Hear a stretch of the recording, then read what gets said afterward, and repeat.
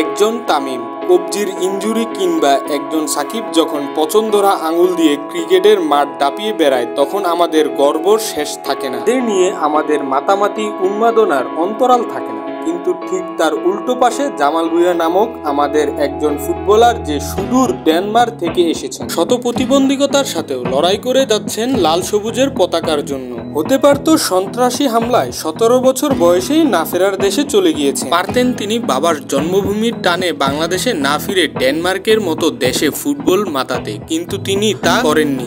ডেনমার্কে হলেও কোনো এক অদ্ভুত কারণে দেশের জন্য তার প্রেম ভালোবাসা আকাশ ছোঁয়া ছিল বলেই আজ তিনি আমাদের আমাদের আজকের এই ভিডিওতে জানাবো সিনেমার গল্পকেও হার মানানো আমাদের ক্যাপ্টেনের জীবন কথা এবং নানান রকমের অজানা তথ্য। স্ট্রাইকারের যোগান দিতে হবে, প্রতিপক্ষের পা থেকে বল কেড়ে নিতে হবে, আক্রমণ ভাগ ডিফেন্সের মধ্যে সমন্বয় দরকার, পুরো মাঠ দাপিয়ে বেড়াতে হবে, দেশের তরে নিজেকে উজাড় করে দিতে হবে। চিন্তা কি জামাল ভুঁইয়া আছে না? বাংলাদেশ ফুটবলের যেন এক টুকরো স্বস্তির পরশ এনেছেন এই জামাল ভুঁইয়া। সম্প্রতি তিনি হয়ে উঠেছেন এদেশের ফুটবলের নতুন এক দিগন্ত, হয়ে উঠেছেন নতুন স্বপ্নের সারথি। 2022 বিশ্বকাপের বাছাই পর্বে প্রতিটি ম্যাচ নিজেকে উজাড় করে দিয়েছেন দেশের জন্য। শুধু নিজেকেই নয়, দলের প্রত্যেকটি খেলোয়াড়কে চাঙ্গা রাখার দায়িত্ব নিয়েছিলেন নিজের কাছে। এখানেও নিজেকে ক্লান্ত রাখেননি তিনি। ফুটবলের প্রতি এদেশের মানুষের মরিচা ধরা ভালোবাসা ও ধারণ নিজের দায়িত্বে নিয়ে নিয়েছেন। সামাজিক যোগাযোগের মাধ্যমে তিনি সক্রিয়ভাবে জাগিয়ে তুলেছেন দেশের ফুটবলের প্রেমীদেরকে, বাধ্য করেছেন ফুটবল নিয়ে নতুন করে মাতামাতি করা। এই তো কয়েকদিন আগে যুব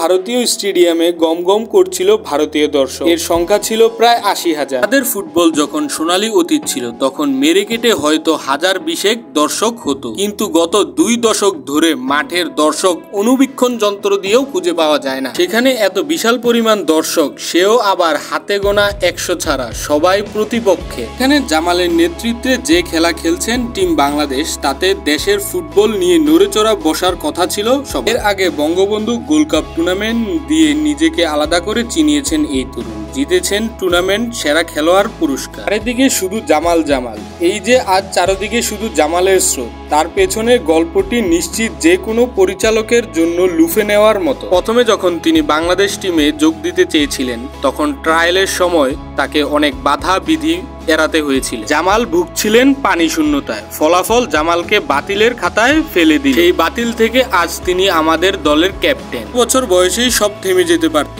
দুর্ভিক্ষদের 4টি গুলির কারণে। জামাল ভুঁইয়া প্রাণে বেঁচে গেছিলেন সৃষ্টিকর্তার অশেষ রহমতে। ধন্যবাদ জামাল ভুঁইয়াকে বাংলাদেশের মরিচা ধরা ফুটবল প্রেমীদের জাগিয়ে তোলার জন্য। আশা করব ভালো লেগেছে বাংলাদেশ ফুটবল কাপ্তান জামাল ভুঁইয়ার এই জীবন কাহিনী শুনে আপনাদের। ভিডিওটি ভালো লেগে থাকলে ভিডিওটিতে একটি লাইক করবেন, চ্যানেলটিকে সাবস্ক্রাইব করবেন এবং আমাদের পাশে থাকবেন। ধন্যবাদ for watching the video. I will catch you in next